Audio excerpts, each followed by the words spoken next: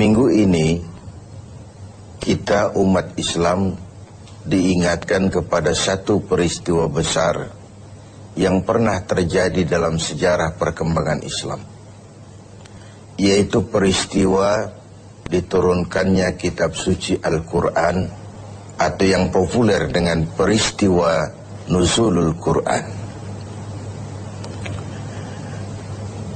Setiap agama mempunyai kitab-kitab suci tentu. Orang Yahudi punya kitab Taurat. Orang Nasrani punya kitab Injil. Orang Hindu punya kitab Weda. Orang Buddha punya kitab Tripitaka. Pengikut Zoroaster, agama Majusi, punya kitab Zen Avesta. Dan kita umat Islam oleh Allah Subhanahu wa ta'ala diberikan Al-Quranul Karim. Mengapa kita yakini Quran sebagai kitab suci? Paling kurang karena 3 hal. Pertama, sampai dengan hari ini tidak seorang pun yang mampu membuat satu kitab seperti Al-Quran ini. Bahkan janganlah satu kitab, satu surah sekalipun, bahkan satu ayat sekalipun. Sebuah kitab dinamakan suci kalau dia bebas dari intervensi manusia. Kalau memang Al-Quran adalah buatan seorang yang bernama Muhammad, yang Muhammad mampu melakukannya, orang lain juga tentu akan mampu. Barangkali belum pernah ada yang mencoba. Sudah. Bahkan Al-Quran sendiri memberikan tantangan. Wa in kuntum fi raibim mimma nazzalna ala abdina fa'tu bi suratin min misli. Jikalau kamu ragu terhadap Al-Quran yang kami turunkan kepada hamba kami Muhammad, kalian anggap itu bikinan Muhammad saja, coba kau buat satu surah saja semacam Al-Quran ini. Tak mampu kamu sendiri, wada'u syuhada'akum, ajak teman-teman kamu secara bersama-sama buat satu surah saja semacam Al-Quran ini. Pernah ada yang mencoba membuat satu surah dengan gaya bahasa surah Al-Fil. Al-Fil wa mal-fil wa ma adraka mal-fil lahu khurtumun tawil wa lahu zail. Gajah. Apakah gajah itu? Tahukah kamu apa itu gajah? Dia punya belalai dan dia punya ekor yang panjang.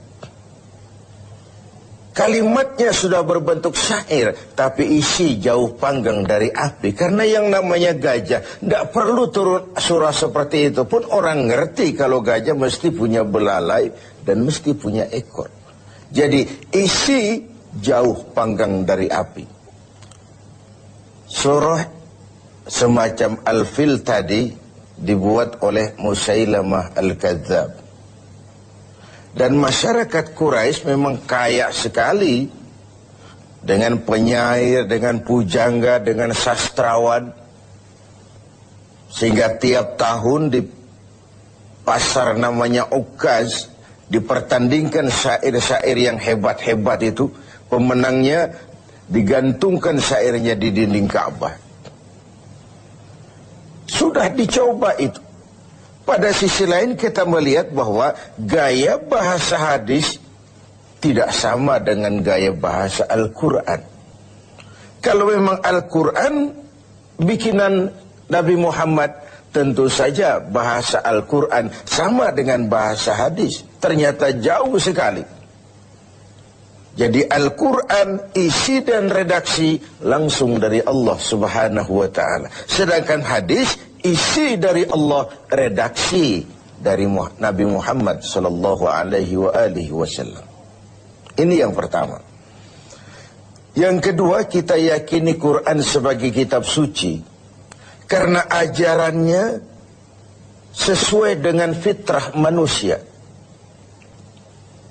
Secara logika bisa kita terima tentu. Allah pencipta manusia. Allah tahu benar batas kemampuan maksimal yang dimiliki oleh manusia. Karena itu kitab suci yang diturunkan untuk manusia tentu sesuai dengan fitrah manusia itu sendiri.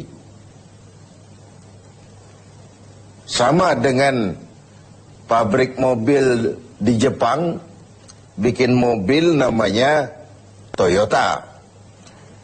Seiring dengan itu dia keluarkan buku panduan tentang mobil Toyota. Mobil ini namanya Toyota, kecepatan maksimal sekian ratus kilometer per jam, bahan bakarnya ini, kalau rusak memperbaikinya begini, onderdilnya ini. Karena pabriknya lah yang membuat mobil, pabriknya juga yang mengeluarkan buku petunjuk, tentu saja buku itu sesuai benar dengan mobilnya. Lalu tidak mungkin juga kita punya mobil Toyota rusak, kita perbaiki dengan buku panduan yang dikeluarkan oleh pabrik mobil Fiat misalnya. Tentu saja tidak cocok. Begitulah manusia. Jikalau dia ingin baik, jikalau dia ingin mencapai sukses dunia dan akhirat nanti, dia harus menggunakan buku petunjuk yang diturunkan oleh yang bikin manusia. Perintah Al-Quran, ajarannya sesuai dengan fitrah.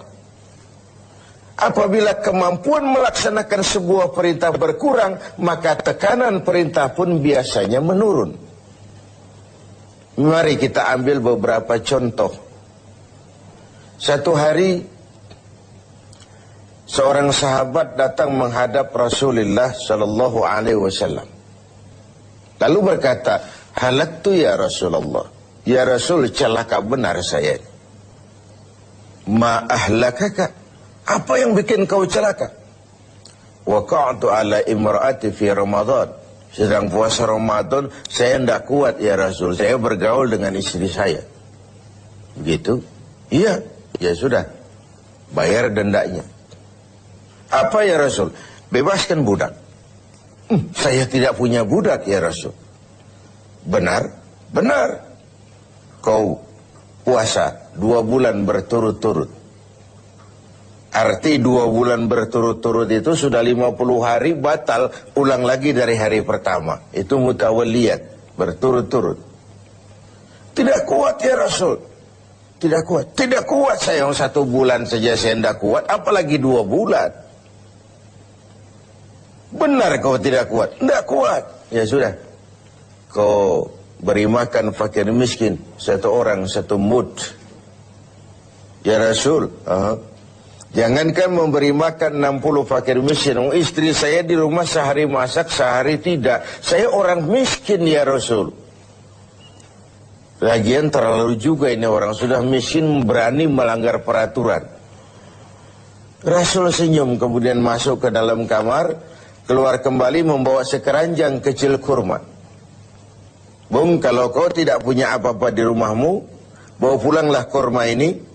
Sedekahkan kepada orang-orang miskin di kampungmu sebagai pembayar dendamu. Ya Rasul, apalagi?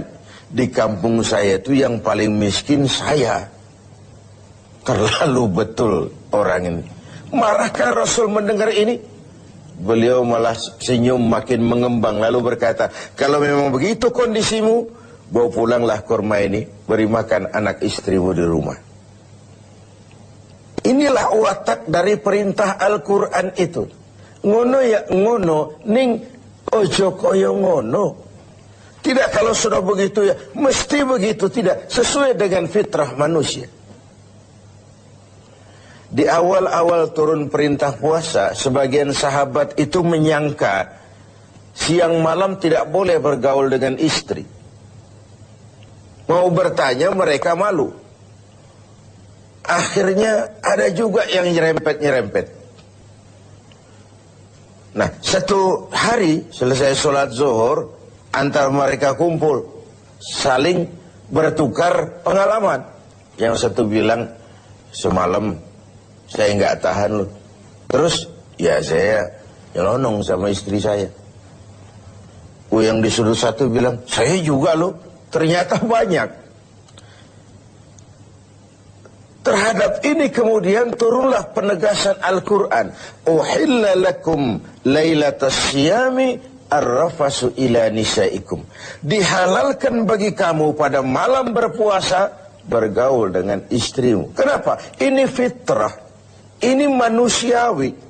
Kalau siang tidak boleh, malam pun tidak boleh, sebulan penuh, apa ndak pingsan manusia itu? Inilah fitrah. Sesuai dengan fitrahnya. Semua ajaran agama, semua konsep Al-Quran sesuai dengan fitrah manusia. Suatu kitab dinamakan suci memang kalau ajarannya sesuai dengan fitrah manusia, bukan memberikan beban kepada manusia. Makin kita renungi konsep Al-Quran, makin kita renungi perintah-perintah agama, makin sampai kita kepada keyakinan bahwa itu sebenarnya apa yang diperlukan oleh manusia. Kita perlu sholat, kita perlu puasa, kita perlu zakat, sedekah, kita perlu sholat tahajud di keheningan malam, perlu. Kalau agama sudah merupakan needs, kebutuhan, keperluan dalam hidup kita, maka tidak ada lagi beban dalam melaksanakannya. Selama ini kan kita masih pada tahapan, saya wajib sholat, saya wajib sedekah, saya wajib haji. Tapi kalau sudah saya perlu, dengan merenungi kenapa kita sujud, kenapa kita bersedekah, apa manfaat yang kita peroleh dari melaksanakan ibadah haji, kita akan sampai kepada ini adalah needs.